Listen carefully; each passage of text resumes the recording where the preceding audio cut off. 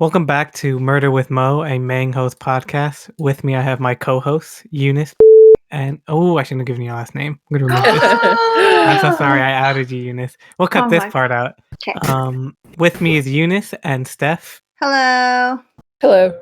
We're I was gonna co-hosts say with the Mo-host. I was gonna say Mo. You didn't say my last name, and I was like, oh wait, never mind. Steph wants to be outed. Steph, I'll put your picture up, your address, and everything. Okay. But we're gonna bleep out. Jesus, Yoon, you said it again. Now we gotta bleep it one more time. Except we could literally just delete this part out. It's so crazy. Now that I'm editing that last one, it's so crazy what you can do with editing. Right? Oh man, I can make myself sound so professional. I can make it so that Stephanie's a villain somehow. Oh. Like you can copy something and like Steph says shit once, I can have her shitting on me the entire time. It's crazy what you can do. Anyway, today we're going to be talking about William Bonin. This time we're going to be talking about kind of getting more into the timeline of the murders. I know last time we left it off, he had been let go of prison due to an administrative error. And the person who drove him, Frazier, he remembered Bonin saying, "No one's going to testify again. This is never going to happen to me again." He thought that this was like, he was going to stop. But he actually meant it as in like, he's not going to let them go out alive anymore, unfortunately. All right. So on August 4th, 1979, Bonin and Butts abducted a 17-year-old named Mark Shelton shortly after the youth left his home to walk to a movie theater. Screams were heard near his house by neighbors. This leaves a strong possibility that Shelton was abducted by force. So when he was found violated with foreign objects, including a pool cue, which causes his body to sort of enter a state of shock, which proved fatal. His body was state of shock. No, a pool cue, like when you play pool. Oh. Yeah. So his body entered shock, which he then died later from. He was discarded in San Bernardino County. The following day, Bonin and Butts meet up with a 17-year-old West German who was attempting to hitchhike the Pacific Coast Highway. Grabs was bound with lengths of cord and ignition wire and was driven to Bonin's home, where he was sodomized, beaten, and stabbed a total of 77 times before his nude body was discarded in Malibu Creek, close to Las Virginia's Canyon Road. His body was found the following morning, with one investigator likening the network of injuries inflicted upon the victim to that of a rabid dog unable to determine when to cease biting. So it seems like they had gone, I'm going to assume the first victim rather, it was more like, teasing, playing with the victim. And I think this time they were just like going crazy, sort of. How many times 77 stabs is a lot of stabs. And this was only one day after their first abduction of Mark Shelton. It's then like he's a dick. Yeah, and this is with Bonin and Butts. So Bonin is supposedly the main perpetrator, but Butts was kind of there. Okay, and then on August 27th, Bonin and Butts abducted a 15-year-old. This 15-year-old was last seen alive along Santa Monica Boulevard at 1 a.m., and the body was found by construction workers on that same morning in a dumpster on an off-ramp of Ventura Freeway. Before his death, it was seen that there was ligature strangulation. So he had been bound, beaten about the face, sodomized, then stabbed in the neck and genitalia, and then bludgeoned on the skull. Yeah. And there was evidence that there had been attempts to remove his testicles and slashes. So this is 20 days later after the first two. And then 2 weeks after that murder, on September 9th, Bonin and Butts encountered another 17-year-old. He was cycling to a movie theater. He was lured into Bonin's van, where he was bound, repeatedly raped, extensively bludgeoned on the skull with a tire iron, and then strangled with a ligature before his nude body was thrown over an embankment into a bed of ivory alongside Highway 101. You could assume something like, "Hey, can you help me out here?" They don't really, go into detail, but you would assume like, "Hey, can you help me out here real quick?" And he's 17, so he's not like, "Hey, I have candy," or anything like that. Or, "Hey, we're looking for, we need some help. We're not from around here. Give us directions." That is my assumption. or they had a flat tire and they needed like help or something like that, because there's a tire iron involved here, so maybe it was something like that. So 8 days after that murder, on September 17th, an 18-year-old was abducted as he cycled to his job at a grocery store. His body was found on September 27th, so 10 days later, along Interstate 10. Bonin is not known to have killed since September 27th until about November 1st. That's when he and Butts abducted and murdered an unidentified young man who is 5'10" in height and estimated to be between 19 and 25 years old. The victim was savagely beaten, then strangled to death before his body was discarded in an irrigation ditch alongside State Route 99 south of Bakersfield. Although this was never, the person was never identified, Bonin later estimated the age of the victim to be 23 and freely admitted to inserting an ice pick into the victim's nostrils and ear prior to his murder. So before he was even dead, he shoved an ice pick up his nose and into his ear. It's insanity. Then 4 weeks later, Bonin, this time alone, not with Butts, abducted and strangled a 17-year-old boy. His body was found 2 days later alongside the Ortega Highway, 5 miles east of San Juan Capistrano. The body bore signs of extensive blunt force trauma to the face and head, with ligature marks on the wrist and ankles. It seems that the boy was bound throughout the entire time. There was no clothing or any other identifying evidence that was discovered at the scene. 10 days after the murder, a 15-year-old youth disappeared after leaving his parents' home to socialize with friends. He was strangled to death before his body was discarded in a remote area. His body was found on December 13th, and this boy was known as a John Doe until August 15th, 1980, when he was finally released who he was. And then on January 1st, 1980, Bonin brutalized and strangled a 16-year-old boy. He was fully clothed and was found alongside Highway 71 in western San Bernardino County 2 days after his murder. But his body wasn't identified until March 24th. So that's basically all the murders kind of with Butts. So now we're going to talk about the participation of George Miley. So on February 3rd, Bonin drove from Downey to Hollywood with the company of 18-year-old Miley at the time, with the specific intention of committing another murder. So the pair encountered a 15-year-old standing close to Starwood nightclub, hitchhiking along Santa Monica Boulevard.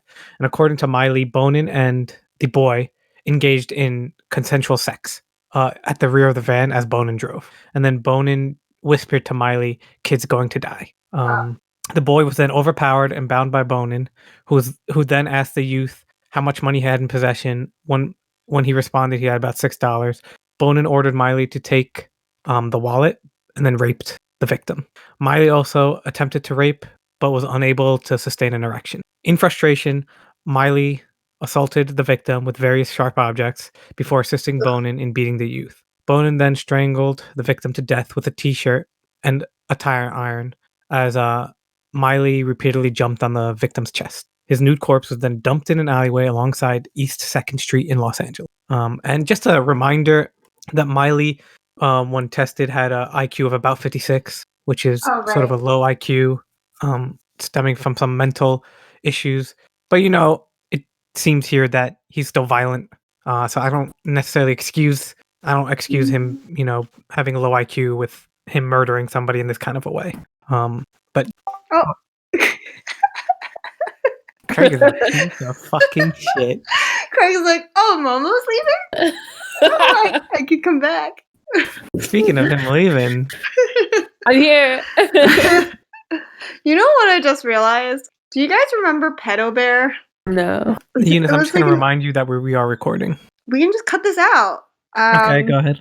There was an old meme called Pedo Bear, and I just realized Craig kind of looks like, or maybe it's just because he's a bear. Is he a bear, though? Craig? Yeah, I could see him being, I guess he could be a bear. I could also see him for some reason being like a chipmunk or something. No, chipmunks look different. Okay, no bear. Also, bears also look nothing like that. Just gonna put it out there. Drawings of bears look like that. Like a brown bear. Maybe I'm no artist. Steph, back me up. Steph, back me up. Steph, choose. Does that look like a chipmunk? What? Craig. Oh, she wasn't even listening to the fight. It looks like a bear to me.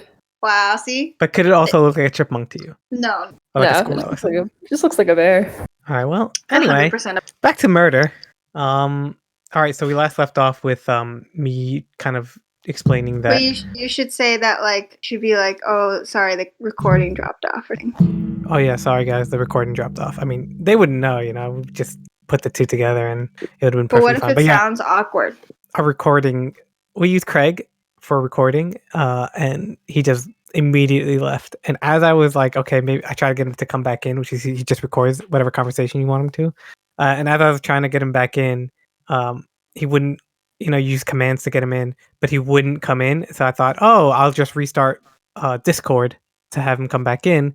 And as I was about to hit Command Q to quit out of Discord, you hear Craig joining just as I'm about to hit it, essentially like wanting me to leave just so he can come back in, so him and Eunice can conspire with the bear talk.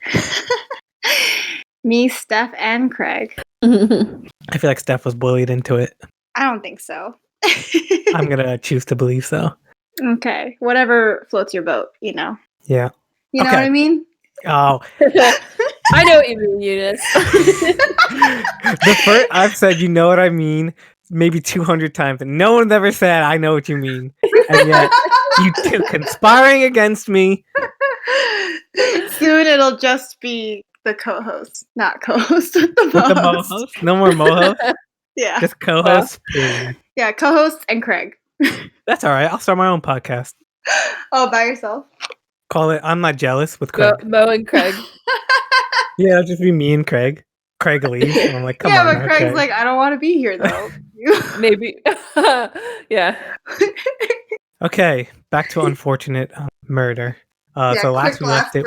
Yeah, unfortunately. Last we left it was I was explaining how Miranda has a low IQ when he was tested, but I still don't think it's any excuse for the actions that he took, even if he was manipulated by Bonin, which I personally think he was. So 5 minutes after Miranda...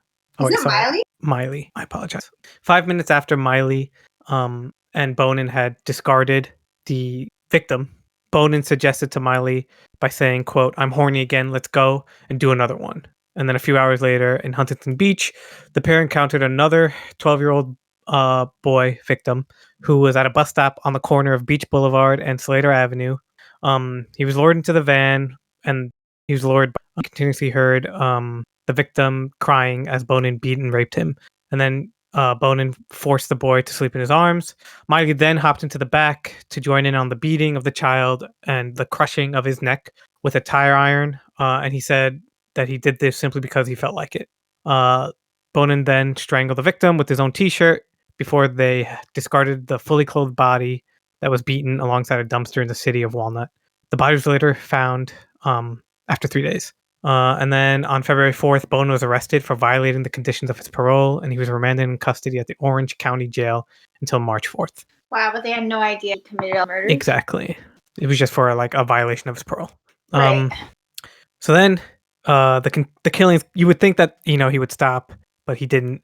The killings continued, and 10 days after Bonin was released from custody on March 14th, he abducted and killed an 18-year-old. He was abducted after he had left a friend's home. He was beaten, sodomized, and he suffered several deep perforating wounds to the ear and neck with an ice pick before he was strangled with a ligature. His body was bound hand and foot, and he was found a day later in Duarte. And then a week later, on March 21st, Bonin lured a 14-year-old into his van. The 14-year-old was hitchhiking to school. He was raped, beaten, strangled to death with a ligature. His body also had evidence of numerous burns to the neck, which had been inflicted with a lit cigarette. He had also been violated with a lot of foreign objects, because of this, he had a extremely distended rectum, which just basically means his rectum was protruding out a little bit further than it normally was. That's awful. Yeah. All right, Eunice, what is your question? Okay, so the last victim you were talking about, he was hitchhiking to school. Yes. Hitchhiking was pretty popular back then. Right. 1980. So that means, it must be really common. Is he just walking school, and once in a while he's like, "Hey, I'm gonna hitchhike." Is that the attitude back then? Well, like I was saying, like I said before, Craig messed with us. So even now, my school was like maybe a 6 minute walk from my house, not 6 minute walk from my house, my elementary school. And I remember I would walk to school, and my mom would just be like, "Walk to school," Yeah. And finally, a teacher caught me walking home, and she was like, "What are you doing?" I'm like, "Oh, I'm walking home." She's like, "Where are your parents?" And so it was like a big thing. I got sent home with my teacher walked me all the way home, and she was talking to my mom about like, you can't just let a child walk. But I feel like my mom continues to let us walk stuff. Yeah, it was like a big deal. And then it wasn't until you're in fourth grade that you can. I think it was fourth grade. Yeah, fourth grade where you can walk alone. How old are you when she caught you? It was like second or third grade. I think it was. Oh, maybe that's why, because you're young. But usually you're allowed to walk because my older sister would walk me, and she was in fourth grade. But there was this one time I remember it was close to Halloween. It wasn't Halloween yet, and we were walking, and there's this house. There's houses, but it's like they have steps before you get up to the door. But we're talking about like it was like a whole bunch of steps, like 2 flights of steps, kind of like it was pretty high up. And I remember there was this old man, and he came out with like this bowl of like quarters, and he was like, "Hey," like all the kids were coming out of school because he was right by the school, so all the kids are coming and walking out of school, and he was like, "Hey, does anybody want this ball of change?" And you have to climb up these like 2 flights of stairs, and we had just had like an assembly of like stranger danger and all that. I remember my older sister was like, "I want that change," and she walked up Oh my all god. the way the 2 flights, and I remember distinctively. Probably in second grade, distinctively, I crossed the street. It was like to like a test by the school, to like who would go and who wouldn't, because all the other kids were just like walking by, whatever. I mean, there's a thing called Trick or Treat for UNICEF, which you would just go around and get change for. Right. Yeah. Maybe was like. Oh. Maybe. Did your sister have like the box? No. Okay. This wasn't even Halloween yet. It was close to, I think. I remember it being in the fall time.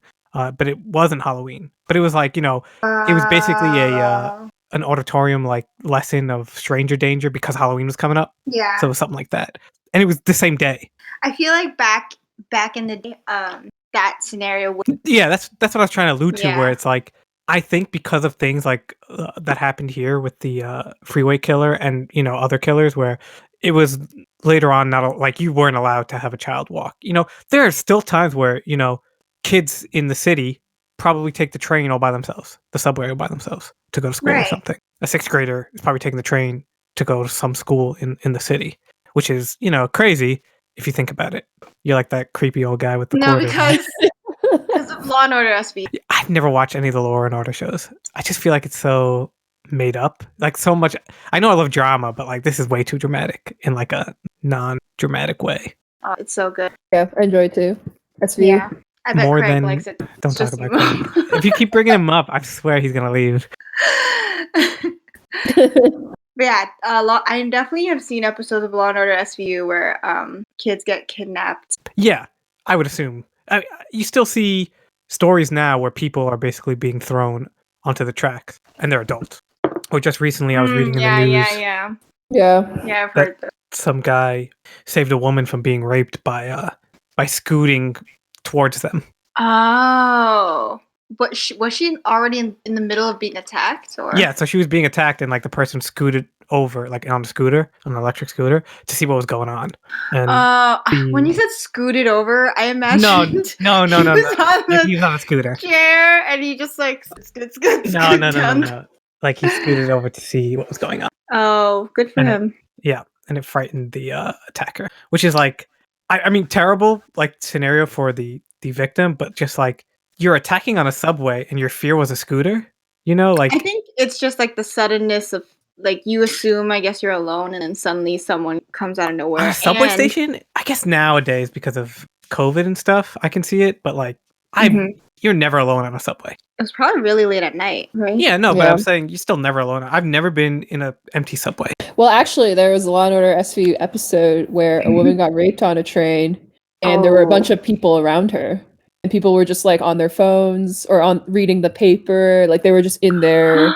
Do you see what I mean by dramatic? Like that's way too dramatic. No, It's but possible. I totally see that. Yeah, like some of the SVU episodes are based on and terrible, but interesting. I guess. I mean, I'd love to look. I hope it never happened. But if I'm on a train and someone is getting raped in front of me, or even if they're engaging in any sexual activity, I'm gonna be like, you okay? I'm at least gonna be like, hey, is everything okay? In case that's what they want to do. And if they say yes, or if they say, I love it when people watch, I'd be like, oh, okay. What if they were like all the way at the end of the train, so you wouldn't really notice? Like, yeah, if it's I late don't at night, you know. might just or trying I to don't sleep. know. I don't know. It depends. Also, I love how you're like Law and Order SVU is too dramatic, and then this case you're talking about is like so much more. But this yeah. but in this case, right? Things make logical sense where, unfortunately it's just somebody who has a strong bloodlust is, kidnapping young men or young boys at a time, And it was at a time where hitchhiking was a big thing. So walking around, especially if you're a boy, I'm sure, women were probably encouraged not to walk out at night. But boys, men, yeah, you can do whatever you want. Essentially, in the 80s, you're probably walking on your bike all the time back then. And walking on your bike. Walking or on your bike. Sorry. Walking or on your bike back then, like, huge time. You also hear like a lot of stories of prostitutes being attacked because of this, because it's easy to get them in a car because, they hop into the car willingly, stuff like that. And that's how a lot of women would die back then. But boys, I'm sure it wasn't like a big thing to hitchhike or do anything like that because you were a boy. Just the sexual stigma of it was probably not that big of a deal until a lot of these killings started to happen. And I think that's when it kind of finally got more attention and it stopped. Yeah. Hitchhiking stopped being a big thing. And but it's like SVU, it's like you were reading the news. Oh, I didn't see or hear her get raped because I was reading the newspaper. We can look up later if that is based on a real case. I'm gonna see that happening. Yeah, it's not like she was screaming like "Help me, I'm getting raped." She was like scared, so she was. She might have been frozen. Yeah, exactly. I guess I'm just saying, like, from the way that it was set up on me, it just seemed way too. And it's also like there is that time. I don't know if it was I can't remember exactly what it was, but there was a thing where somebody was being attacked outside. And it was like all the neighbors could hear, but nobody called the cops. And there was a name for it. It's like I know what you're talking about. And so it was just like a whole like big the thing. Bystander effect. Yes, exactly. Yes. There was an SVU episode based on that.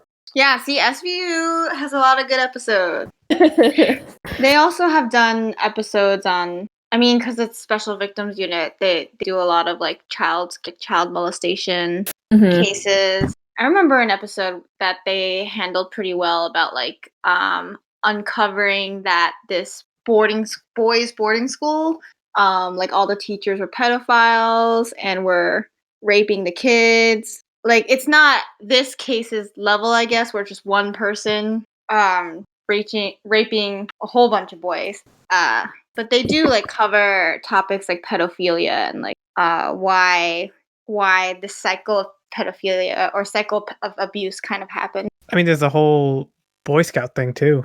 Really? Boy Scout? Oh. Yeah. I shouldn't be surprised. But yeah, I would say back then it was not that big of a deal to hitchhike versus now. Yeah. No, I was surprised how casual it sounded, like a kid just hitchhiking to school. Yeah, and some of these are like days apart, So it's like, 2 days later, he then got another victim. 2 weeks later. I mean, they're in different neighborhoods, don't get me wrong, but still within all of like certain parts of California.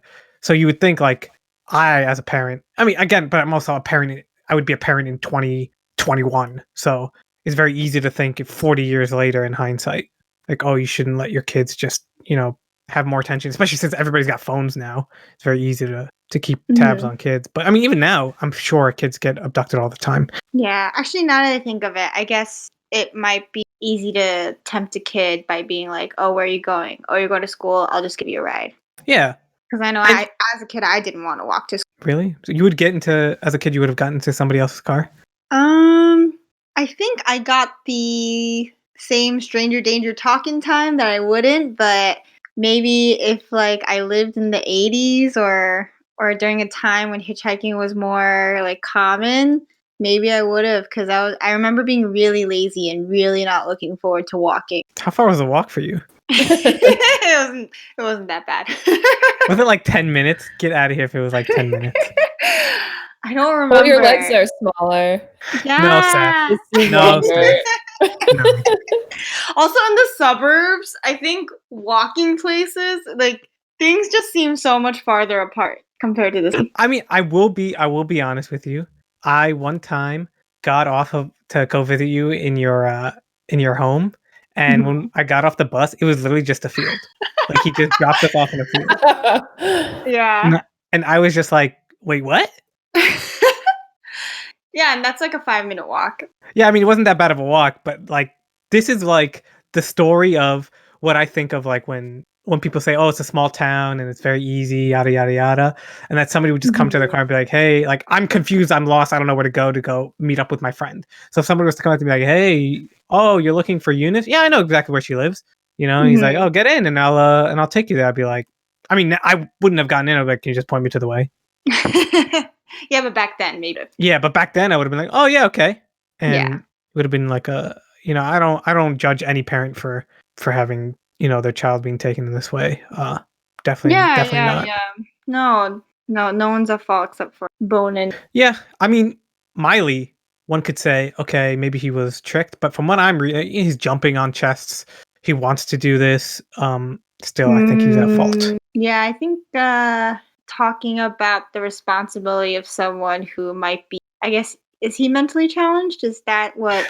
They say somebody with, I mean, he was never necessarily diagnosed, but he did have an IQ of 56.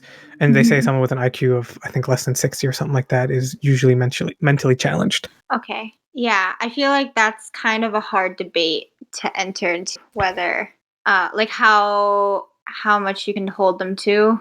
Accountable? Yeah, I was thinking of that word, but I didn't know how to work that into the sentence. I see. How accountable you can keep them? How you can hold them accountable? Yeah. Okay. Thank you. How you can hold them accountable. Yeah. No. I think that's a hard topic. No, Also, for sure. Yeah. Also, one more thing I wanted to say. That's really heartbreaking that the kid. I think this was before the 16-year-old. The kid who. Oh yeah, the 12-year-old. Yeah. Like so. I wonder what the story behind that is, because why was he not with his family? Well, wouldn't they go together? I think he just, you know, it's Just like going. It's like going to the movie theater kind of mentality, I would assume. Oh, because they're in California. Yeah. Maybe he was gonna be. Yeah, or like the arcades or something like that. Or like, so sad. I'm sure you went to the mall by yourself to go meet up with your friends or something. I see. I would assume it's something like that. I was gonna say Six Flags, but you need a car for. Yeah, but yeah, I guess I made friends. Okay, so back to the murders real quick. So this is after the 14-year-old. We were talking about the rectum part where there were so many foreign objects, which then which had been inserted, which extensively distended his rectum. And then at 4 p.m. on the same day, a 15-year-old was abducted from a bus stop in Garden Grove. He was beaten, strangled for an estimated 8 hours of captivity, and then his body was discarded alongside the 14-year-old in Cleveland National Forest. And then they were found on March 23rd, so 9 days later. Okay, and then on Friday in March of 1980, Bonin offered a 17-year-old a ride home. This is as he left Fraser's house. And remember, Fraser was Bonin's neighbor, like next door neighbor, the one that would throw a lot of parties. So he had offered somebody there to give him a ride back home from Fraser's house. And then within minutes of accepting the ride, Bonin asked the victim, the 17-year-old, if he would like to engage in sex with him. The victim later said that he panicked and he was stuttering upon hearing that question. And then after sitting in silence for several minutes, he attempted to leave the vehicle once Bonin had slowed the van at a stoplight. And in response to this, Bonin leaned across, grabbed the victim by the collar, dragged him back into the passenger seat. And according to the victim, Bonin then confided in him that he enjoyed abducting young male hitchhikers on Friday and Saturday nights, whom he then restrained and abused before strangling them to death with their own t-shirts. He said this in a matter-of-fact tone. Bonin then informed the victim, if you want to kill somebody, you should make a plan and find a place to dump the body before you even pick a victim. He then informed the victim that he had not chosen to refrain from assaulting and killing him out of sentiment. He had been spared because the pair had been seen leaving Fraser's party together, and he drove him back home without assaulting him further. Isn't that crazy? He was 17. The victim? Yes, I'm going to call him a victim, even though he wasn't really sexually assaulted. I'm still going to call him a victim. So the 17-year-old victim basically went to Fraser's party. Remember, Fraser was was Bonin's neighbor that threw a lot of parties that Bonin would go to, and he needed a ride back home because he was 17. And so Bonin was like, "Hey, I can drive you back home," and Right. he's like, okay. And then Bonin basically was like, "Hey, you want to have sex?" And the victim was like, he's in a van, he's confused, and he tried to get out, which again is like, what guts to try to leave. And then he got caught, got pulled back into the car. Like, I'm sure he was at the door and he pulled him before he got out, and told him that he grabs young men while they're hitchhiking, which is basically what he's doing, and that he kills them, and that the only reason why he's not is because they had been seen leaving Fraser's party together, which again shows how smart Bonin really is. To the fact, like, yes, he's bloodlusted. He has a bloodlust. Yes, he'll kill, but like, he's still smart in a sense of like, he won't kill after being seen. Yeah, but that was an issue before, like, even when he decided to like attack him. Well, I think he just wanted sex. That's true. Yeah, that's what you're saying. And then the victim tried to jump out of basically a moving car. And go ahead, Eunice. I think that he must have. Yeah, I would say it's a threat. Scare him. Yeah. Yeah. Like, I could have. So don't talk about it. Mm-hmm. But I feel like it would be easier to just, I don't want to say pretend. I mean, I don't know why I'm going to the mind of a killer or an abductor, but it wouldn't be easier to be like, grab and be like, "Hey, I was just joking," or something like that. Well, I mean, I guess, but you also have to. Sorry to interrupt you, but you also have to. I also have to remember, because I forgot, it's 1980s, so I'm, being gay isn't as accepted as it is today. Oh, true. Yeah. So maybe it was also something like about that as well, and I always forget that. Yeah. All right. So then on March 24th, Bonin and I didn't even know. Oh, yeah. Usually I don't say the names of the victims, but the last victim was actually William Ray Pugh, which was one of the accomplices. Oh, wait. Yes. So the one that was butts. No, there was I think they said 4 to 5 victims. I mean, not victims. I apologize. Accomplices. Oh, so he became an accomplice. I have completely forgot the name, and so this is William Pugh. So on March 24th, Bonin and Pugh had abducted a 15-year-old runaway from a Los Angeles street. This victim had left the boys' home in the desert community of Lancaster, and then 4 days prior to meeting Bonin and Pugh, he was abducted.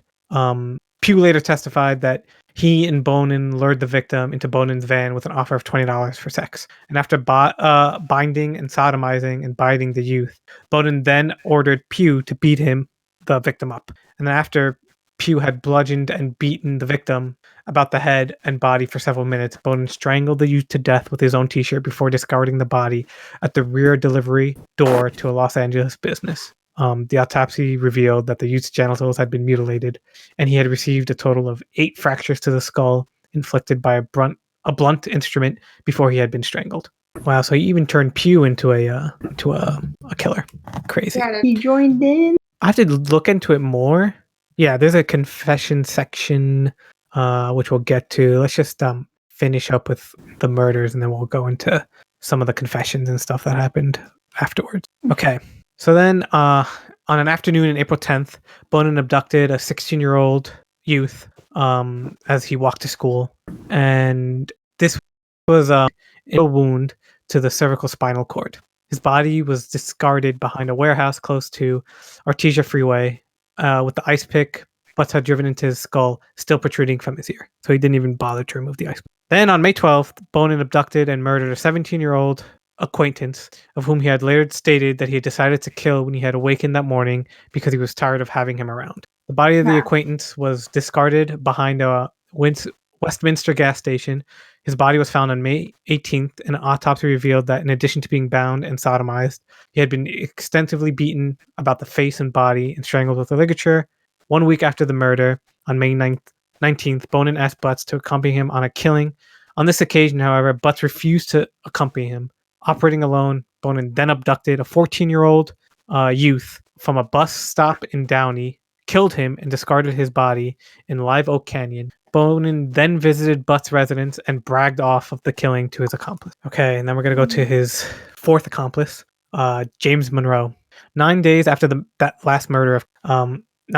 murder, Bonin invited an 18-year-old homeless drifter to move into his apartment, which he shared with his mother. This was James Michael Monroe. Monroe had been evicted from his family's home in Michigan. Shout outs to people in Michigan in the early 1980s, and had been living rough on the streets of Hollywood for several weeks. As such, Monroe readily accepted Bonin's accommodation offer, as had earlier been the case with Miley. Monroe was a bisexual who preferred sexual relationships with females, who also began a consensual sexual relationship with Bonin. He also accepted a subsequent offer of employment at the Montbello delivery firm where Bonin had worked. Bonin later described his initial impressions of Bonin as a good guy, really normal, although on the evening of June 1, Bonin abruptly informed Monroe he wanted the two of them to abduct, rape, and kill a teenage hitchhiker. How old is Monroe? 18. Okay, so now we're going to go on to sort of surveillance, like the cops were kind of going along this freeway killer kind of thing. So in the early 1980s, the murders committed by the Freeway Killer was getting obviously a lot of media attention, and there was a reward of $50,000 for any information leading to the conviction of the perpetrator or the perpetrators. And this had been offered actually by the leading gay rights activists. It was shown later on that Bonin had been collecting newspaper clippings of his own, his own manhunt, essentially. He was proud of it. Yes. So he had like any newspaper clippings or anything that had to do with the manhunt for the Freeway Killer, he would have with him. At this point in the early 1980s, there was a definitive link that many of the murders committed within that year and the previous year, because there was in different locations, different jurisdictions for police, so that they obviously found out that they're familiar in the sense of how they're killed and what happened. So the investigators started sharing information and had a collective hunt for Bonin at the time. 6 officers from 3 of the jurisdictions in which the Freeway Killer had most regularly abducted and deposited the bodies formed a task force dedicated to the apprehension of the suspect or suspects. As one of the officers upon the assembled task force later recalled, when striking an average rate of once every 2 weeks in the spring of 1980. So essentially, they're saying there's an attack once every 2 weeks. And then in May 1980, Pugh had been arrested for auto theft and was housed at the Los Perdinos juvenile courthouse.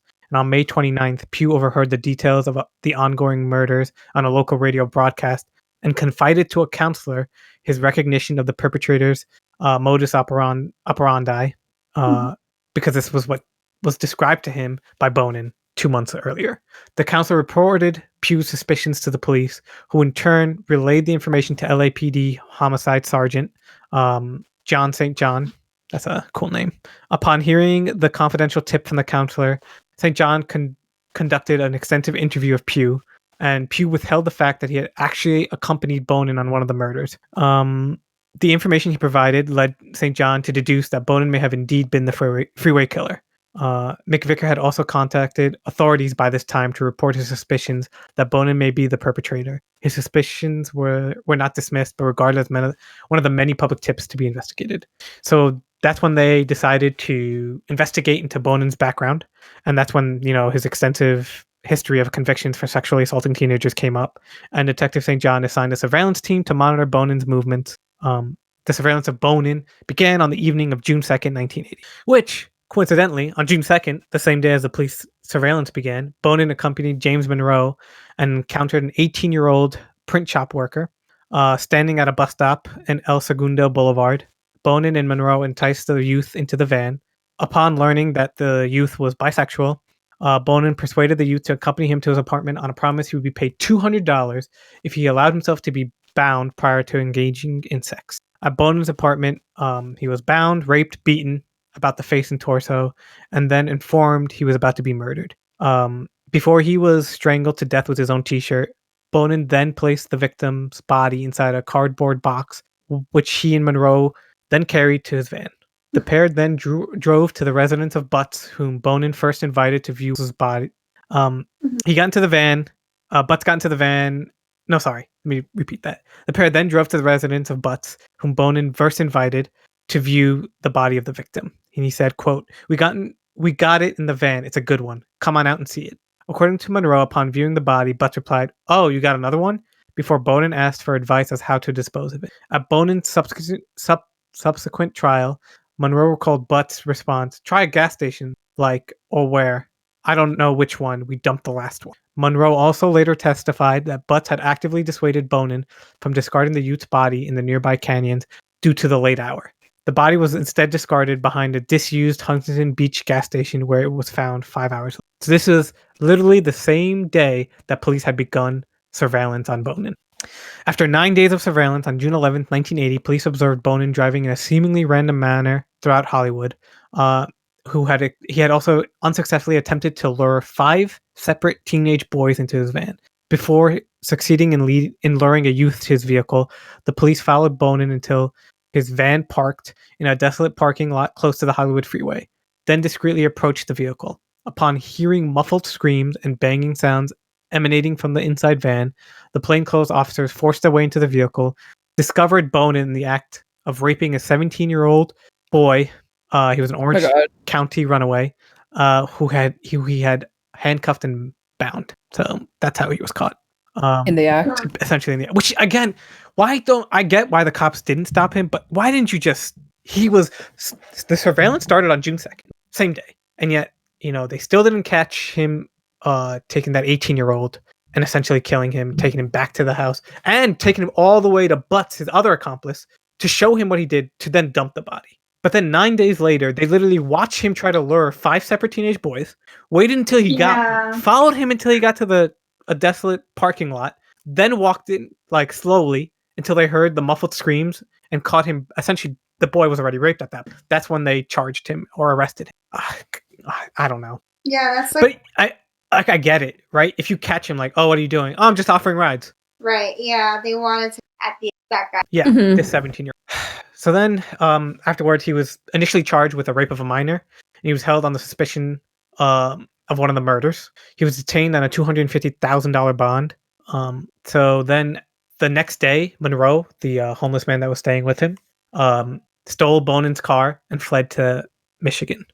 And inside the van, investigators discovered numerous artifacts attesting to basically him being Bonin being the Freeway Killer. These items included various restraining devices, including lengths of nylon cord, an assortment of knives, a tire iron, household implements such as pliers, coat hangers, and the interior of Bonin's van and section of his home were extensively bloodstained. And the inner handle from the passenger side and rear doors of his vehicles had been removed. This is to prevent any victim from escaping. And inside the glove box, the investigator had discovered a scrap box of newspaper clippings related to the murders, which is where they found that he was keeping a lot of the manhunt stuff with him. Yeah. I wonder if... I think it was more to brag. Yeah, exactly. No, to his friends, Butts and stuff. Oh, hey, look, Butts, there's another one about me, or something like that. Because he left blood in the car, So, I don't know. All right, now we're going to go to the confessions and indictments. So at first, Bonin said he was innocent to any of the murders, but then he confessed his guilt to St. John after reading an impassioned letter from the mother of one of the victims, imploring him to reveal the location of her son's body.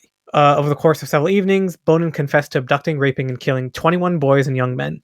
He expressed no remorse for his actions, but he did demonstrate extreme embarrassment and regret over having been caught. His primary accomplice throughout his killing spree, Bonin stated, had been Butts, with Miley and Monroe being active accomplices in other murders. Bonin later told one reporter who asked him if he would be doing this if he was still at large, and he said, quote, I'd still be killing. I couldn't stop killing. It got easier with each one we did. That's crazy. Bonin was physically linked to many of the murders by blood and semen stains and numerous distinctive green triskelion-shaped carbon fibers found upon 7 of the victims' bodies, which were forensically proven to be a precise match with the carpeting of the rear of Bonin's van.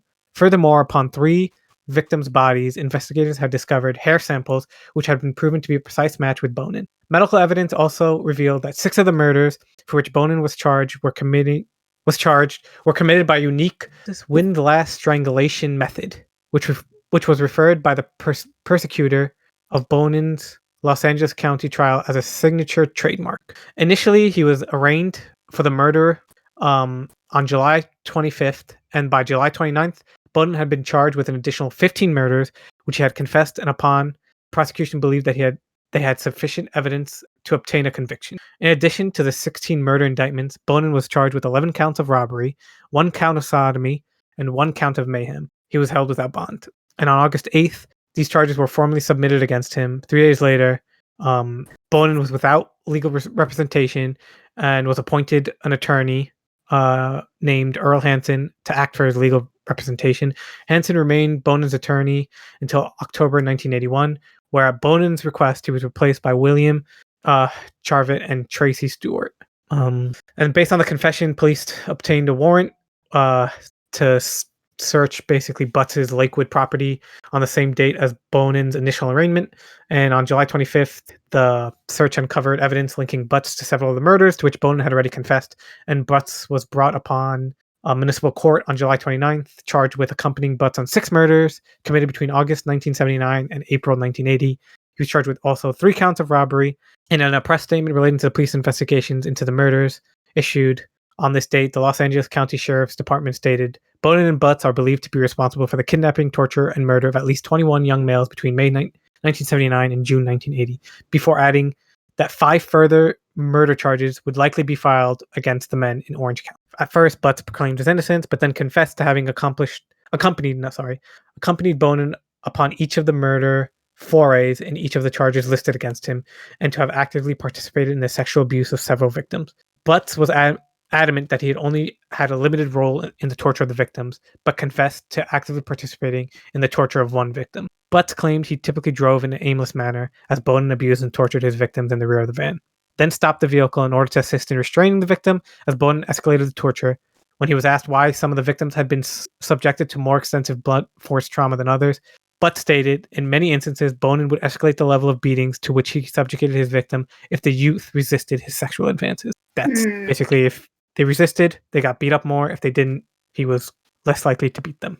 Butts was brought before an Orange County Municipal Court judge on November 14, 1980. And on this date, he was charged with participating in 3 further murders committed in the county. His trial was scheduled for 1981, July 27. Then Monroe was arrested on July 31st in his hometown of Port Huron, Michigan. He was extradited in California, charged with the murder of one of the victims. He pled innocent to all charges against him on August 14th. Then on August 22nd, Miley, which at this time was 19 years old, was arrested in Texas and subsequently charged in California by authorities with the murder of 2 of the victims. He was arrested and confessed to these murders in February 3rd. And the confession was in a recorded conversation with a friend. He initially pled innocent to 2 of the first-degree murder charges, but then on December 18th, he pleaded innocent on December 18th for 2 of the charges of first-degree murder, but then pled guilty on a separate hearing in May 1981. So now we're just going to go through the preliminary hearing real quick. At a preliminary hearing in Los Angeles County before a Los Angeles Superior Court judge, Bonin formally pleaded his innocence to 14 first-degree murder charges and the charges of sodomy, robbery, and mayhem. In 11 of those incidents of felony murder, robbery special circumstance was also alleged. He was ordered to return to court on January 7th. And on the same day, which is January 2nd, Butts was arraigned on 5 counts of murder, in addition to 3 counts of robbery. The date of Butts' formal plea was delayed until January 7th. 4 days after his formal plea before the judge, Butts committed suicide by hanging himself with a towel in his cell. Yeah. A subsequent coroner investigator revealed Butts had unsuccessfully attempted to take his life on at least 4 occasions prior to his arrest. That's a lot.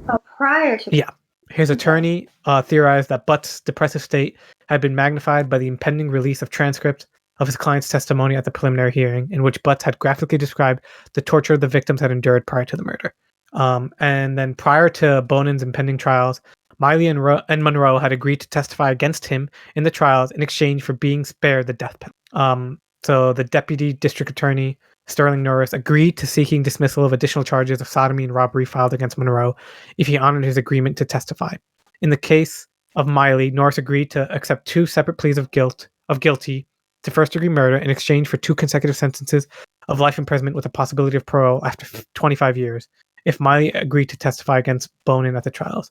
Prior to his suicide, Butts never formally agreed to either testify against Bonin or to accept any form of plea bargain. This was the preliminary hearings, and we're just going to go kind of through the trial real quick. He was brought to trial in Los Angeles County with, again, he was charged with the murders of 12 of his victims, which the bodies had been found. He was also tried before the Supreme Court, and the trial had started on November 5th, 1981. Norris was the acting prosecutor, and of course, he seeked the death penalty for each of the counts of murder which Bonin was tried for.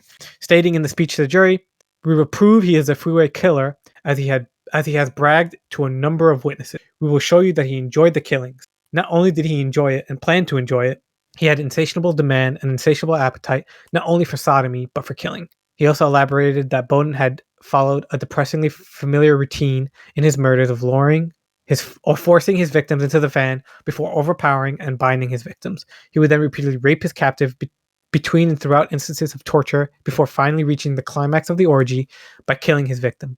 Norris further asserted that Bonin considered murder a group sport and would typically groom people of a low mentality to participate in many of his murders. Miley and Monroe had testified against Bonin at the Los Angeles County trial, describing in graphic detail the murders in which they had accompanied Bonin. In his testimony delivered on November 17th, Bonin stated that shortly after the murder of one of the victims, he and Bonin drove to McDonald's restaurant and purchased hamburgers with a $10 taken from the victim's wallet. As they had eaten the burgers at Bonin's home, Bonin laughed and mused. He said, "Thanks, the victim's name, wherever you are," before Monroe had joined in on the laughter. Miley testified to his participation in the murders of two of the victims, describing in graphic detail how they were beaten, tortured with various instruments before their murders, and how he had heard a bunch of bones cracking, as Bonin had pressed a tire iron against one of the victims' necks. Miley continued his testimony with the words, "The kid vomited. I jumped down on him the same way, killing the guy." Several members of the audience rushed out of the courtroom as Bonin's accomplices delivered their testimony, later stating to reporters gathered outside the courtroom that they had found the recited details too nauseous. So you want to know the strategy that Bonin's defense attorneys tried to sort of push? What? Okay, so they started to challenge the credibility of obviously numerous witnesses from the prosecution, and they were trying to suggest the extremely significant mitigating factors as to the root cause of Bonin's behavior, laying into the extensive physical, sexual, and emotional abuse he had endured throughout his early life. So essentially, they're trying to say that what had happened was because of what he went through in his early life, which, just to catch you guys up, he was beaten by his dad. Both his mom and dad were alcoholics. He was then given to his grandfather, where he was molested, raped. He was then, because of this, he was then sent by his mother to a home where he was also again beaten, tortured, and I think he wasn't molested. He said that he accepted sexual advances by men that were there. Yeah, that's right. Yeah, exactly. Where I'll say yes if you bind me. So that's what they're trying to relate it back to. And to support this, the defense attorney summoned Dr. David Foster, an expert on the developmental effects of violence and abuse on children, to testify as to the conclusions of his psychological examinations on Bonin. The doctor said that Bonin had, as a result of repeated abandonment, not receiving the nurturing, protection, and behavioral feedback as a child necessary for sufficient psychological development, that this had been consistent and prevalent. He stated that Bonin had held a confusion as to the difference between violence and love. And then the prosecution also summoned, in order to rebuttal this, they summoned Park Dietz, a forensic psychiatrist, an expert in impulse control disorder and sexual sadism disorder, who testified that the overall pattern of Bonin's behavior was inconsistent with an inability to control his impulses. Dietz further testified as to Bonin's actions being reflective of planning as opposed to impulsive behavior.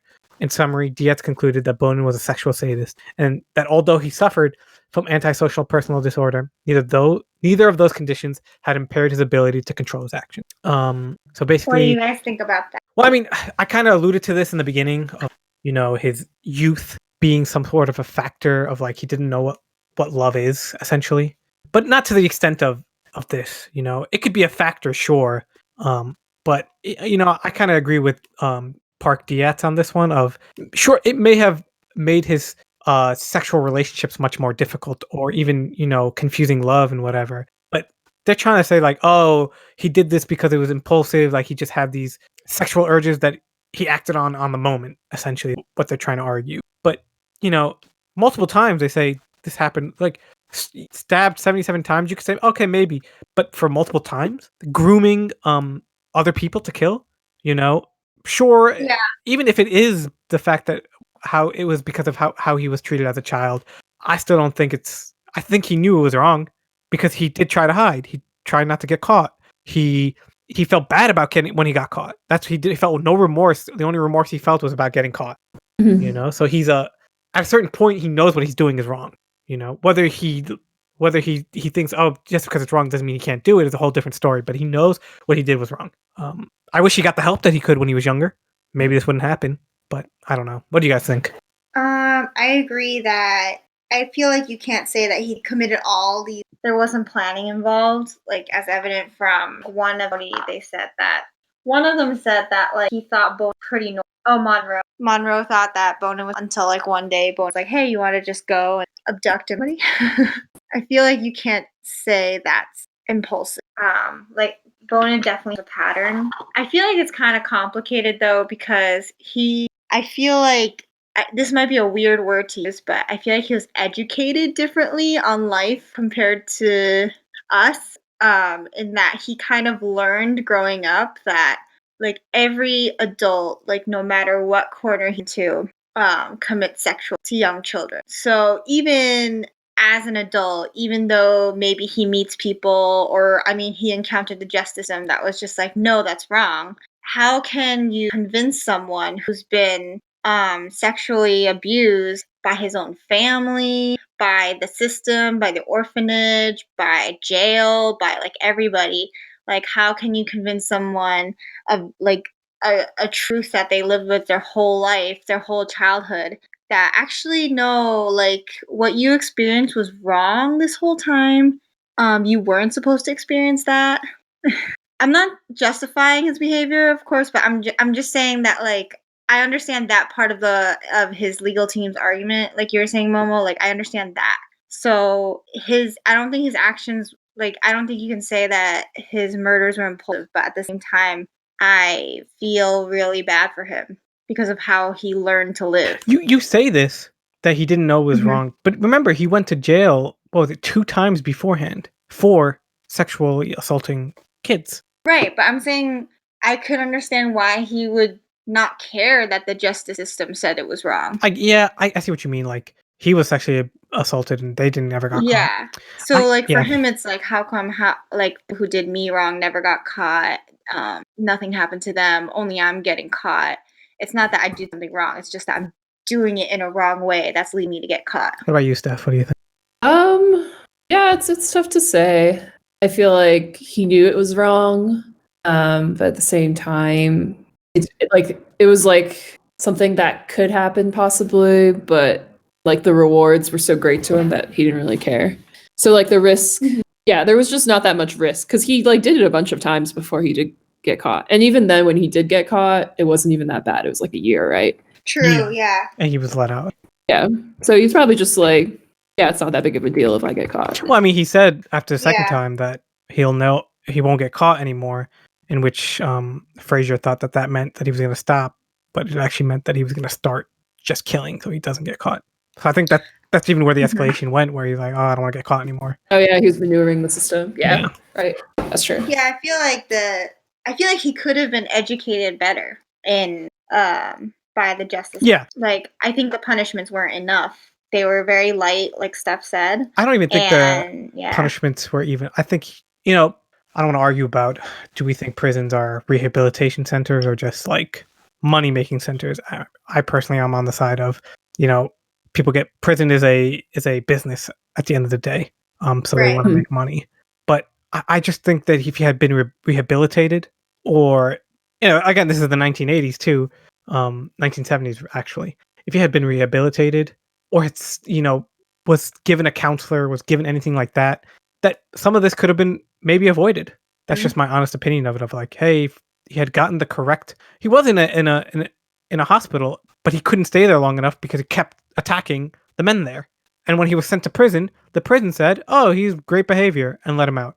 You know, like if he had just gotten the help that he needed, I feel like a lot of this couldn't have happened. I'm not gonna put it on the justice system or the prison system or anything like that.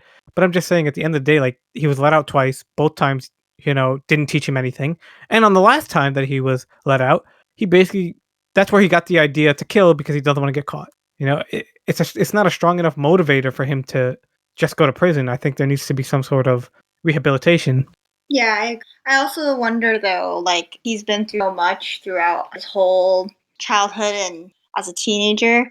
I wonder if there's ever a point it's late to kind of undo I that. can never say it's too. It might be too late to undo the mental trauma, but I'm I'm of the opinion that it's never too late to help somebody. It's never too late for somebody to change their ways. I mean, they still should be they should still pay for their crimes 100%. What I'm saying is, like, if Bonin afterwards was like felt remorse, wanted to change his ways, I mean, I don't think he should get released from prison. No, definitely not. 21 murder of youths. I think you should at the very least stay in prison for the rest of your life with no option for parole. But if he's atoning for his sins and he's feeling remorse, he should get the help that he needs. Essentially, that's just my personal opinion. Not that you should accept just because he's like, "Oh, I'm sorry," doesn't mean you have to accept his apology. Specifically, the families. Yeah, no, I just feel like it's so tricky because obviously he's gonna be very cynical, for the lack of a better term, to any rehabilitation, or cynical to like whatever anyone says to him about like, this you should live your life. And then I think in mental asylums, it's so hard to give the right amount of attention to each patient or like to know exactly which patient, because there's so many. And then it's hard to assess when someone really is ready to go back to society. Like, are they just pretending they're on good behavior, or did they actually learn something? No, I get it, right? I get that sentiment, but it's I definitely want to believe that people are capable of that. I think I'm more pessimistic about how our society kind of can help with that. Like, for example, you say, "Oh, they could be tricking doctors at an institution that they are actually ready to go out, but they're not." Sure, but these doctors are also pretty smart, or they should be. Not to say they're not gonna get tricked, but I don't think you should let's say there's 5% of people who could trick doctors in mental. Does that mean the 95%? I mean, I'm pulling numbers out of my ass, to be honest, right? Just 5%, let's say. Wouldn't it be worth it for 95% of the people who can be helped? You know what I mean? Yeah, no, I mean, I don't want to, I'm not saying like to give up on these people. I'm just saying that I feel sad because, I think there's so much room for human error. So, doctors also aren't perfect. Sometimes they're not going to realize that like someone's not ready to go back, or that someone's faking it. Or, even there was that administrative error. That was why he was so early. Yeah, I mean, yeah, I agree to the fact of, okay, even the 5% of people who get let out because the doctors think that they're cured, but they're actually not, they're faking it the entire time. Even with those people, if they go back out and hurt other people, that's a conscious on the system. It's a pressure on the system. So I see it, right? So let's say, 100 people go in, 95 people are I don't want to say cured, but are helped. They can reaccumulate into society, and they're stopped doing whatever they were doing wrong, because of their mental issues, and they're getting their mental help that they need. But 5% trick the doctors, and then they go about and they kill, murder, or they would affect multiple lives, not just the people that are attacked, but the families and stuff like that. So I understand that argument of like, if you keep them all, like, there are some people keep them all in jail and then nothing will happen. It's like, yeah, but Bonin was in jail and administrative leave, so it's tough. It's tough. Yeah, I feel like right now it's not 5%. That's no. Don't listen to the 5%. I'm just saying, I'm sure it'll be a small number that can. I mean, at least I hope it would be a small number that can trick doctors enough to thinking that they're okay. It's not just about tricking. I think it's that the system we have in place right now is kind of easy, for a lack of a better word. I wouldn't say lazy, maybe more like unmotivated. Yeah. For a politically correct term.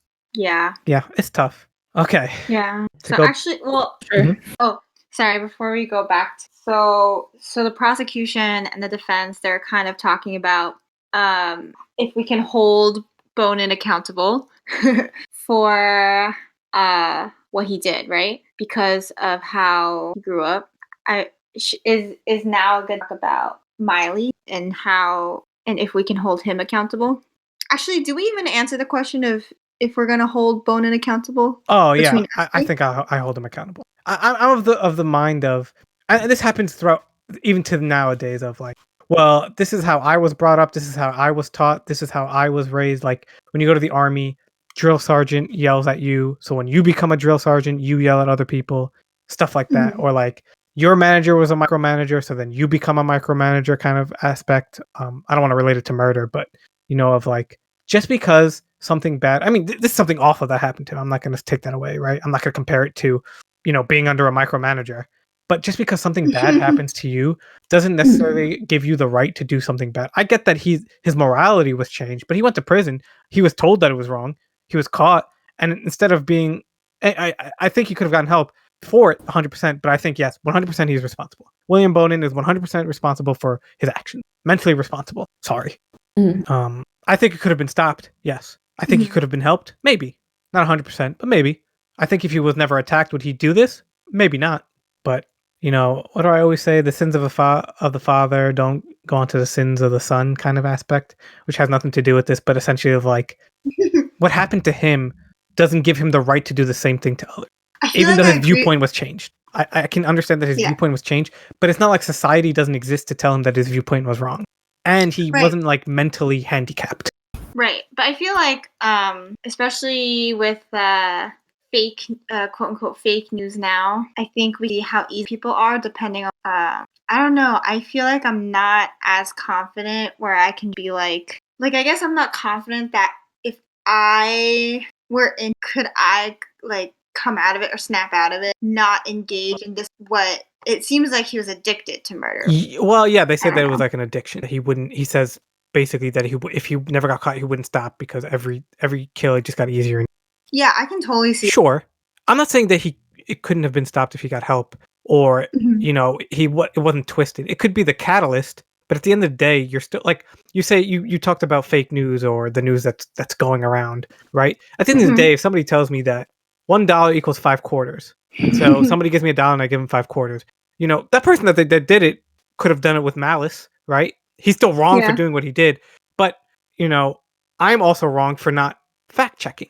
Do you know what I mean? Like I can't just take all information and not be responsible. Be like, oh well, I have to be responsible with the fact that yes, I got tricked. Is that still robbery? That's for the laws to interpret. But yes, I got tricked, and it was partly my fault. It's his fault. At the end of the day, it's his fault. All this that happened to him, yes, it's terrible. But at the end of the day, he did terrible things to 21 people minimum, and you have to pay for that. Well, let's say in your example, the guy who tricked you and he said $1 equals 5 quarters. He was told this since like childhood, let's say, and then when he's 21, he finally realized this was all a scam. And so he's pretty bitter, right? And then he does it to other people. But that's what I'm saying. Yeah. So if legally this is, I mean, again, in this example, it's kind of ridiculous because it's a quarter. But if it's legally fraud or theft, robbery, then yes, he should be charged for theft, robbery. Yes. Yeah. Especially since he found out that this is a little bit different because it's not like he was mentally changed in the case of William Bonin, but especially because he knew that it was wrong later on.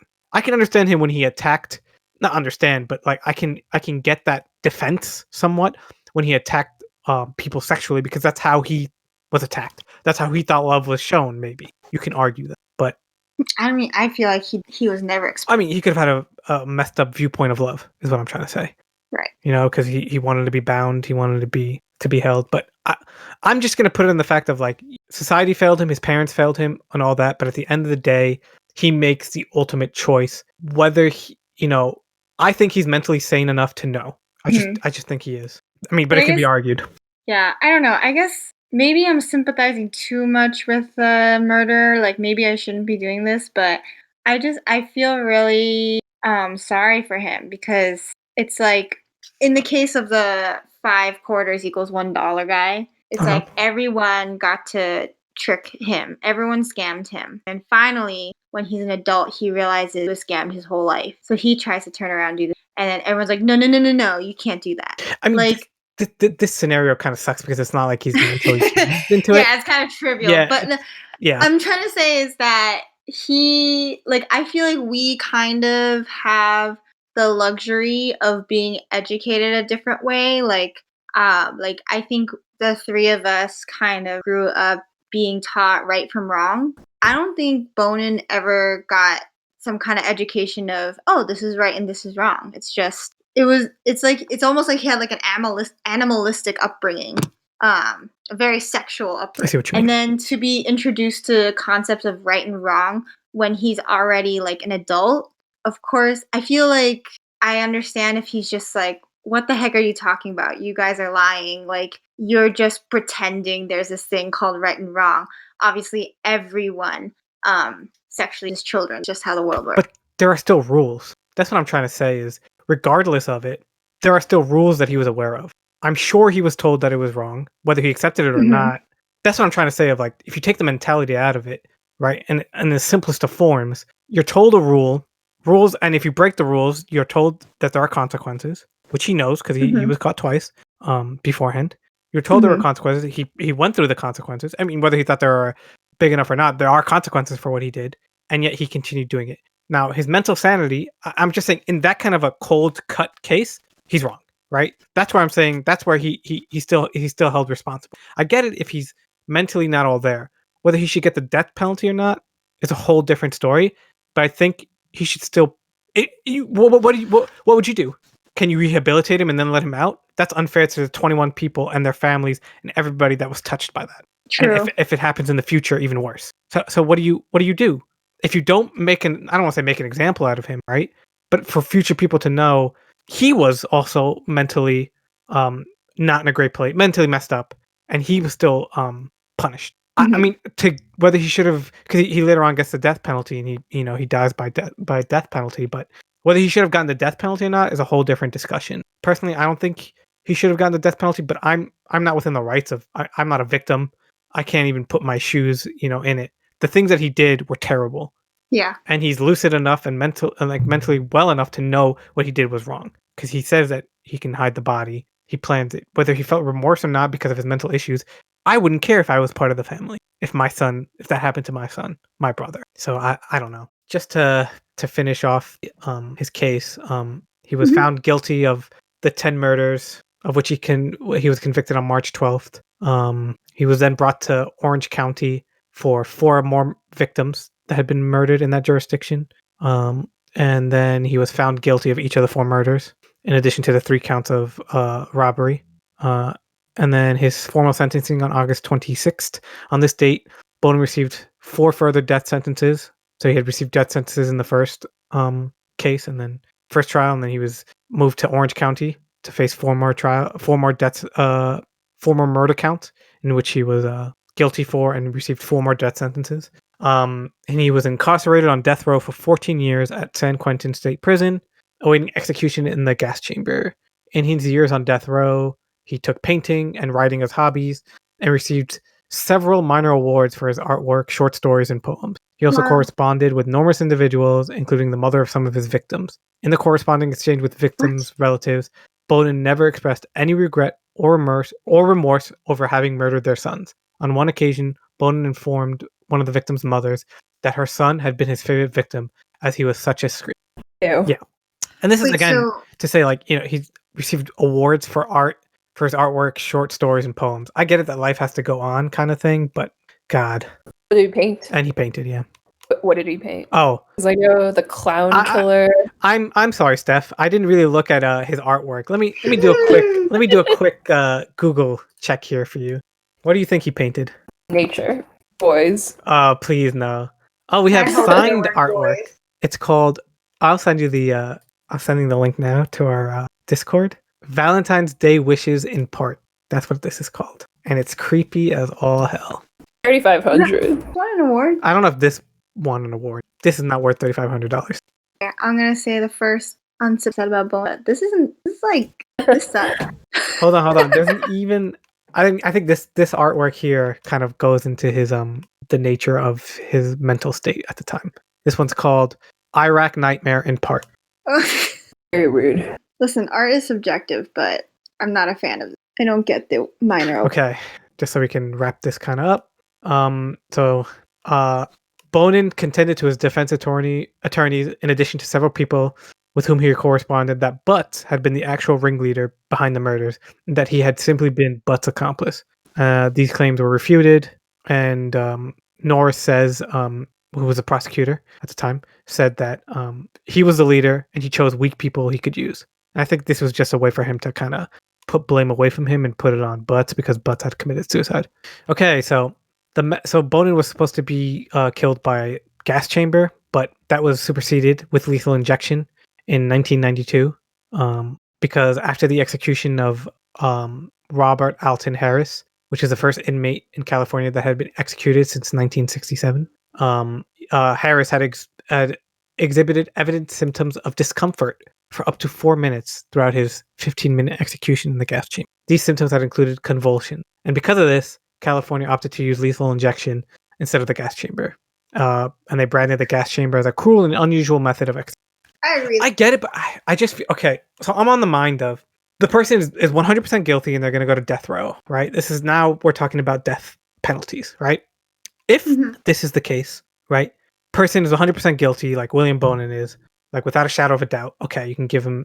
I mean, this one's harder because it's the mental issue of it. But let's just say 100% guilty, no mental issues, just a cruel murderer, and then they're put to death row. I think two things about death row. I mean, he was on death row for 14 years, so if he was scared for his own life, which I don't think he was, but if he was scared for his own life, it kind of makes sense because it's mental torture in a sense of like he doesn't know when he's gonna die. Every day is his last kind of situation, and he's behind prison. That's like some sort of torture. But I feel like he's doing arts and crafts, which again, I get it in prison, you know, you should be able to do it. But for somebody who's on death row, you shouldn't be able to have a painting that's worth after your death $3,500. You shouldn't be winning an award for murdering 21 people and being on death row.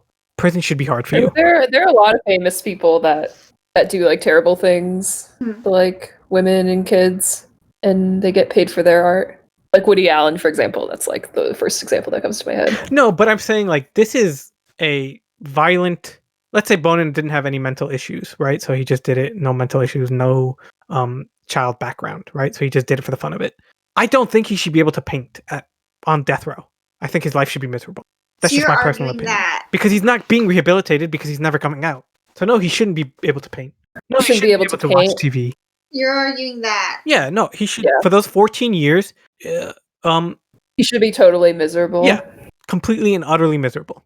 Again, not necessarily Bonin, but people who are violent criminals, who murder and essentially like take the, you know, because his 21 victims don't get to watch TV, don't get to paint. I think it's just, you know, you're on death row. I don't think you should be able to paint. Call it inhuman, call it what you want, but like what they did was inhuman to the nth degree. You have four counts of death sentences, and he's painting. I don't know. Bonin might be somewhat of a special case because again, we have the mental trauma that he endured as a child, so one can argue. But I'm talking about murderers who are murderers for murdering's sake. No mental issues, nothing wrong. Though one could also argue that every murderer, there might be something mentally wrong. Yeah. Okay, so we can wrap this up. Bonin was executed by lethal injection inside the gas chamber at San Quentin State Prison on February 23rd, 1996. And he was the first person to be executed by lethal injection in the history of California. Wow. And in the final interview given to a local radio station less than 24 hours before he was executed, Bonin claimed that he had made peace with the fact that he was about to die.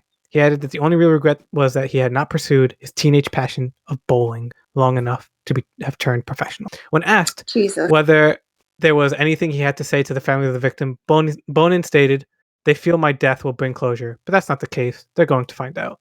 And don't forget, this is also a man who painted. They shouldn't have given him... Okay, would you like to know what his last meal was? His what? Sure. Last meal? Sure. 2 large pizzas, 3 pints of ice cream, and 3 6-packs of Coke. If the 3 6-packs of Coke calories is nothing that Eunice wouldn't take. All that Coke. So if it's my last meal, I would gorge, probably. 100%. Yeah. I mean, but would you have the appetite? I guess Bonin didn't care, but... Yeah. He's probably like, this is the best we've had in years. I don't know. He got the paint and he got an award. Maybe he won something for the award. Who knows? I feel like it's okay to let him paint. I don't think They should have let him have that interview. All right, tell that to the 21 people who died and the 21 families. That's what I'm trying to say is like, I get it if you're an we're talking about violent offender. You're in a gang, and you willingly kill 10 people. No, you shouldn't be able to pay. No, you shouldn't have good times in prison. But prison isn't a good time anyway. You're stuck and you're monitored 24/7. Yes, but you shouldn't be doing arts and crafts if you're a violent offender who's on death row, in my opinion. Because there is no more, these people are not going to be rehabilitated, right? Essentially, that's the point, is that they're going to die before they're even, it's not like even life in prison, right? This is, they're going to die in prison actively. They're going to be killed in prison. So these are heinous criminals, you would say, to way more to the extent of life in prison. It's interesting because it seems like our system almost like feels bad for them, giving them that last meal. Yeah, it's a way to stay humane sense. Yeah, it sucks because no matter how terrible these people are, or like the way they express themselves is really terrible, and how they express no remorse. Like, to be human, you kind of feel bad treating them too terribly before they die. Like, even the whole like, oh, the gas chamber method it's like we never want to stoop to their level. But I understand what you mean, that it's kind of unfair that it's like we give them this consideration, but they never gave their victims that consideration. I'm just saying that prison is a punishment, and so it should feel like a punishment. I'm sure it felt like it, even if they didn't express it. I don't know. You shouldn't be able... I just don't think, like, if you give... Again, this is a dumb example. These are false equivalencies. But if you give a child timeout, but then give him arts and craft to do during his timeout, I don't think that's necessarily a timeout. Yeah, but if you put a kid in timeout for like a whole year, wouldn't you feel bad and be like, again, this is a false equivalency because you can't give a kid a timeout for a whole year. Yeah. I'm just using it to prove a point, which is, again, pointless. You grounded your kid for a whole year. They're stuck in their room. No, but wouldn't again, you give them some activity? All I'm trying to say is that these are heinous crimes to the fact where he's going to be murdered in call it what it is. The death sentence is being murdered in prison.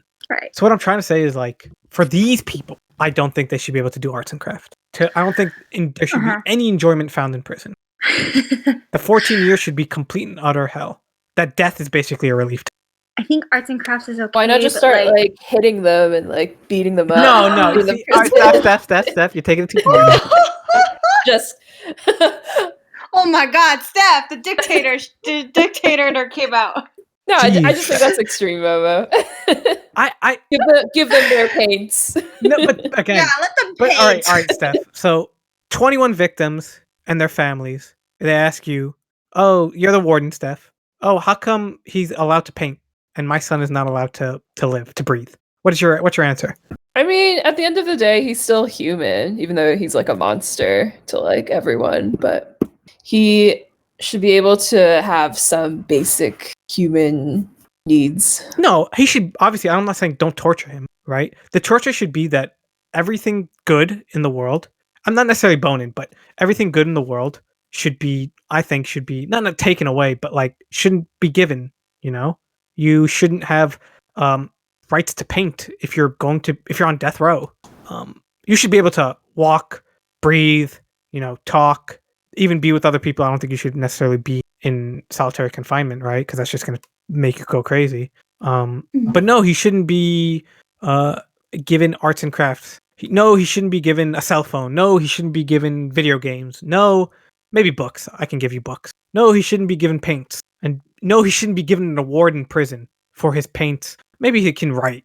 Is it the award part that bothers? Who gave him this award? That's what I'm saying. Just the fact of it all, it just seems wrong. Especially because I just went through the people that he had murdered. It's fresh in my mind. It seems like, I guess, like within 14 years, it's just like, okay, you got to kind of move on. Essentially, I don't know. Maybe I'm wrong. I feel like the idea is that, like, obviously these criminals, we've given up on rehabilitating back into society. Yes. But maybe in their last day can give them some sense. Maybe they can have their own sense of redemption through this smaller through painting. Yeah, I feel like painting and the awards they give out, it's like the prison's way of getting them involved with the community, to feel proud of themselves, to like care, I guess, about the community. I mean, it's to stop them from being violent, maybe. Yeah.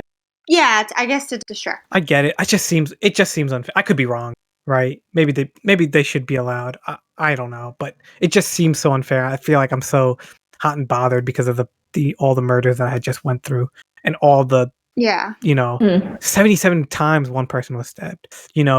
Their rectum was essentially removed from their body or protruding out of their body. Do you know what I mean? And then in the end, he gets to paint. Yeah.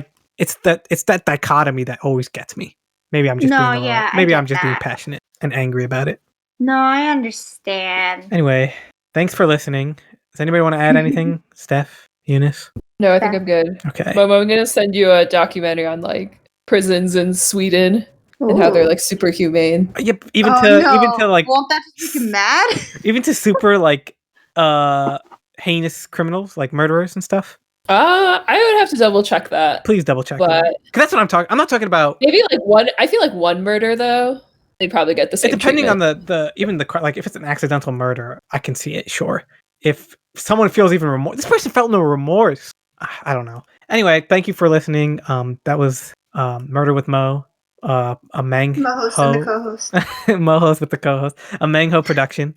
I don't know what we're calling it, but let's just say Murder with Mo, a Mang-ho's production. Thank you to my co-hosts, Eunice and Steph. And we'll see you next time. Hopefully with not a murder one, but a different topic. What's the topic? Who's to say?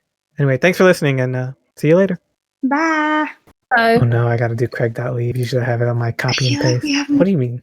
We didn't talk about Miley. Oh, okay, we can continue. Sorry, that was fake. We'll place that in the end. Oh, no. I thought you were saying it's done because it's already been probably 2 hours. Yeah, no, if you want to add stuff about Miley, we can.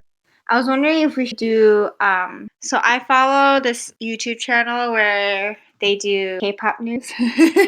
But then if they go on too long, they do something called After Hours. And then they have a Patreon, and then you have to pay the Patreon to listen to their After Hours. And I was like, maybe if we ramble on, then we could put it on Patreon. So what you're telling me is, and by the way, we're still recording. What you're telling me is, what you want to do is put a paywall for our even worse content. No one's going to pay for the extra content. I mean, we could do it. I don't mind doing it. It's part of our billion-dollar empire. Yeah, but like I just mean like we could cut our episodes off at like 1 hour. Okay. And then if anyone wants to keep listening to our ramblings and put as like a bonus. I see. So wait, our episodes on the podcast site would be like not complete. Apparently so. Let's just talk about what you want to talk about Miley. What is it that you want to say about Miley? Oh, because we had a whole discussion about, whether we hold Bonin accountable. Also whether he deserves happiness. I was just wondering if you guys had any thoughts about Miley's case, just because he may be technically challenged / I'm actually not sure what the proper while you look that up, I'm just gonna say I feel like Miley should be sort of allowed to paint. I think he should Miley is allowed to paint. Yeah, I mean that's my stance on it, because he did commit a heinous thing, but I just don't think, again, this is more mentally stuff. Like, I don't think he's all mentally there, and I think he was groomed by Bonin. That's just my personal opinion on it. And if that's a fact, if that's later on to be true, then I think, I think he should still be in prison. He should still pay for what he did so that he knows that what he did is wrong. Yes, he should still be allowed to paint, do arts and crafts in prison, but still be in prison. For how long? I am not on liberty to say, because don't forget, he also jumped on someone's chest multiple times until they basically were choking. Do you think he would deserve the death? No. Oh, so you would be rehabilitated? I would need more information, but from what I'm gathering here, yes. I think he should still also go to prison. But I also think like prisons need to be better as well in rehabilitating people. By the way, I think the correct term now is intellectual. I think because of his intellectual disability, not that I'm saying he should receive more slack, but essentially that it's a little bit more different than even Bonin's view on life, due to the fact that he was essentially molested and raped when he was young. Anything else you want to talk about, Eunice? Steph, did you have thoughts on it? No, no. Steph, please send me the Swedish. Oh yeah, right. I want it on like very violent offender. Right. All right. Thank you for listening. Maybe you didn't listen to that last part because we put it on our Patreon page.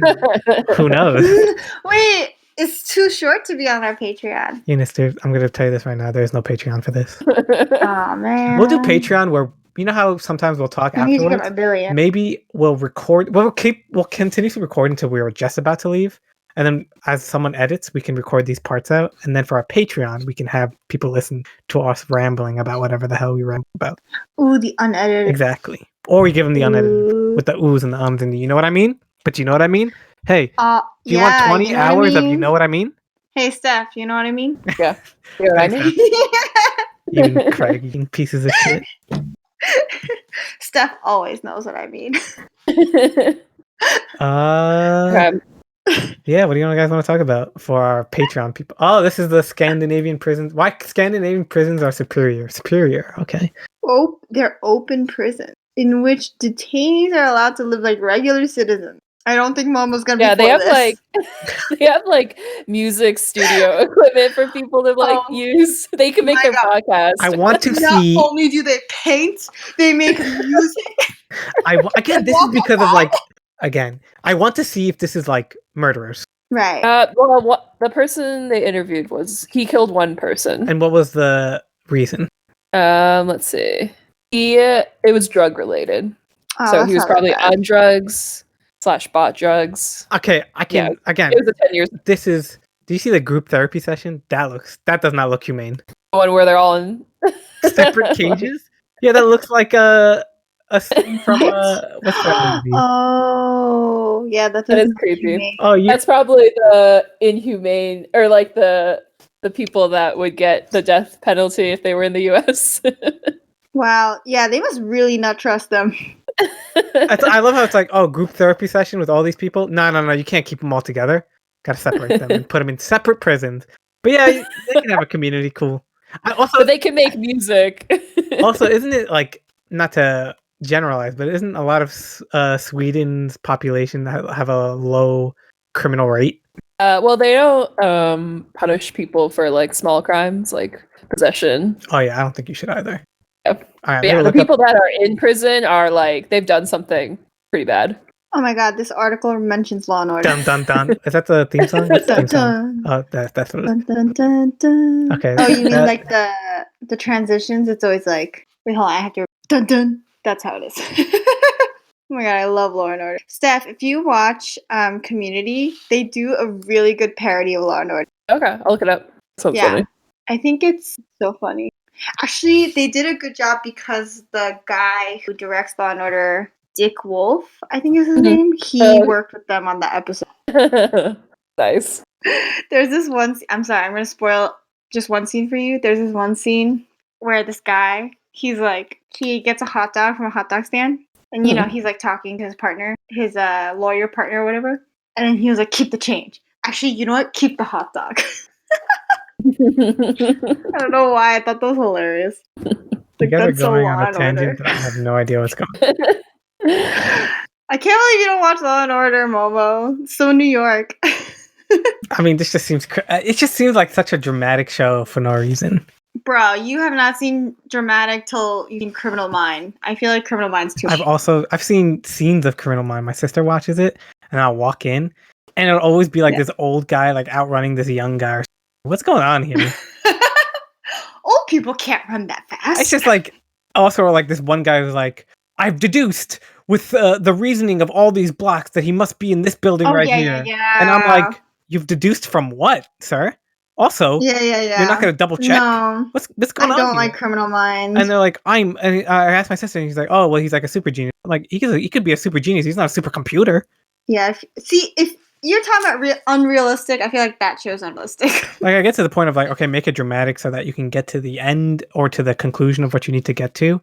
But certain things are just like, there's a lot of things about shows like How to Get Away with Murder where I'm like, how do they constantly keep getting away with murder? I know it's the name of the show.